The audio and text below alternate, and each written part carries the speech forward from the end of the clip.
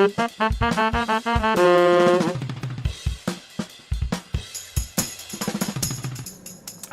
to the Compliance Digest, presenting topics on all things compliance related. My name is Alex Krenke, and joining me this week is Mackenzie Nold, our Account Executive Manager at Quest CE. Mackenzie, welcome. Thanks for having me. This week we'll be discussing BrokerCheck, and specifically a proposal that's been sent out by FINRA and is now in the SEC's hand pending approval. Mackenzie, if you would just talk to us and walk us through what the proposal is and what the SEC is looking at doing with BrokerCheck. Sure, I'd love to. FINRA has proposed a new requirement for member firms to place a direct link to the FINRA BrokerCheck tool directly on any of their corporate websites and also on any of their related social media sites. Now, this is still pending SEC approval, as you mentioned, but basically this is an attempt by FINRA to promote the use of the BrokerCheck tool and really just increase awareness of those looking for financial advice.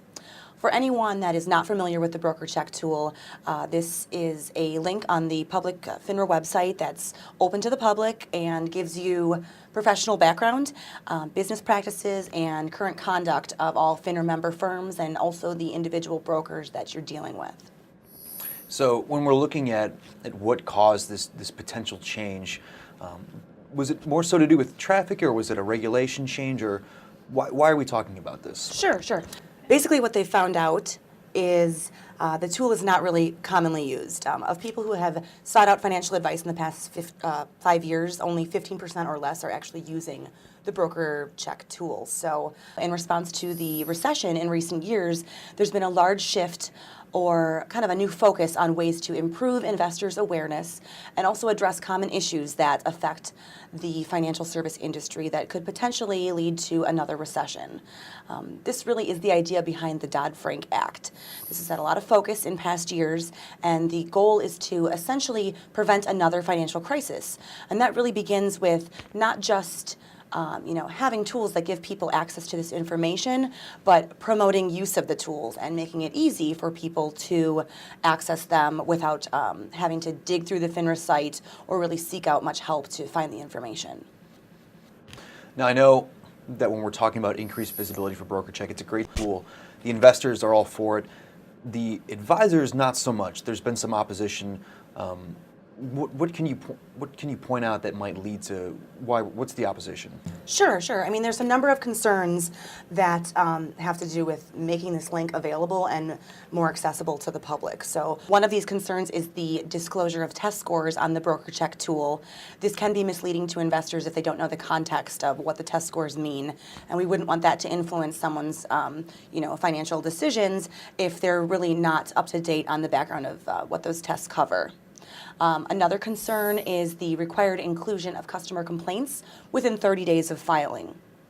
Oftentimes, customer complaints can be dismissed, investigated, or settled, and the issues remain on the BrokerCheck until they are resolved, even in cases where the end result might turn out to be favorable for the firm. So that is definitely a concern that many people have mentioned to FINRA and the SEC.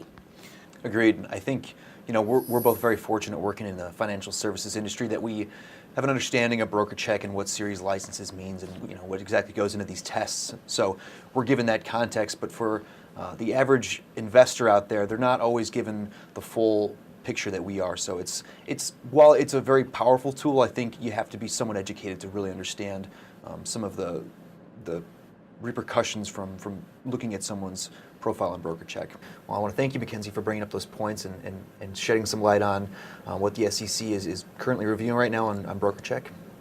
And I think what we can expect is that, based on some of the comments that FINRA had made at the SILA conference last fall, is that this is likely going to be a change that'll go into effect within the coming fiscal year.